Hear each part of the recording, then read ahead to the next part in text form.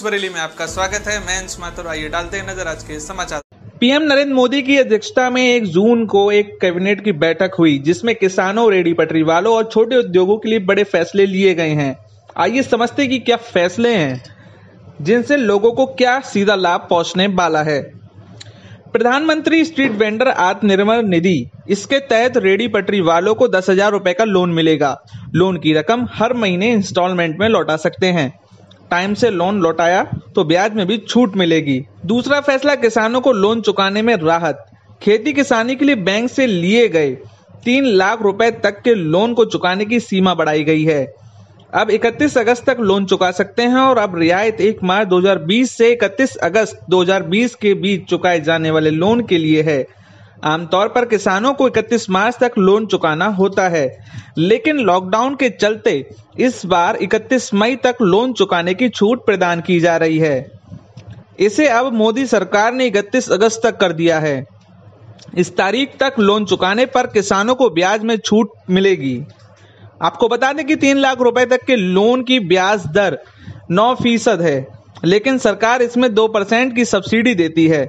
इस तरह ये 7% पड़ता है। समय पर लौटा देने पर 3% की और छूट मिल जाती है। ऐसे में टाइम पर लोन चुकाने वाले किसानों के लिए ब्याज की दर केवल 4% रह जाएगी। वहीं तीसरा फैसला, भारत में फसलें 3 तरह की होती हैं: रबी, खरीफ, जायद।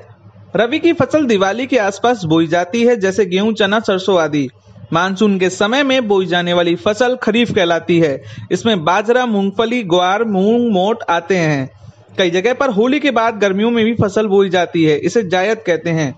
इसमें ज्यादातर सब्जियां बोई जाती हैं, जैसे तरबूज, खीरा, करेला। इनके अलावा कई जगहों पर जायद, मूंग, बाजरा भी बोते हैं। आपको हम ये अभी क्यों बता रहे हैं? क्योंकि सरकार ने खरीफ की 14 फसलों की न्यूनतम समर्थन मूल्य यानी कि MSP बढ़ा दिया है। आप सोच रहे होंगे MSP क्या होता है? MSP दरअसल सरकारी खरीद मूल्य होता है। इसे सरकार तय करती है। सरकारी मंडियों में MSP पर ही फसल खरीदी जाती है। सरकार ने कहा है कि लॉकडाउन के बावजूद रबी फसलों की खरीद बढ़ी है। इसके तहत गेहूं, धान और दलहन, तिलहन का उदाहरण दिया गया। वहीं सरकार ने चौथे फैसले में छोटे उद्योगों की परिभाषा ही बदल दी।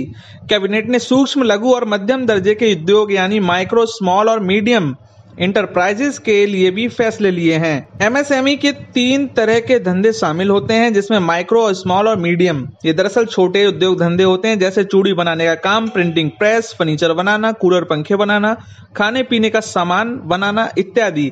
इस तरीके के बहुत सारे काम MSME में आते हैं। इनसे बहुत से लोग जुड़े हैं। इनका देश के सकल घरेलू उत्पाद GDP में लगभग 29% का योगदान रहता है। साथ ही रोजगार का सबसे बड़ा जरिया भी भारत देश में इन्हें ही माना गया है। सरकार इस तरीके के छोटे उद्योग धंधों को कई तरीके की मदद प्रदान करने जा रही है।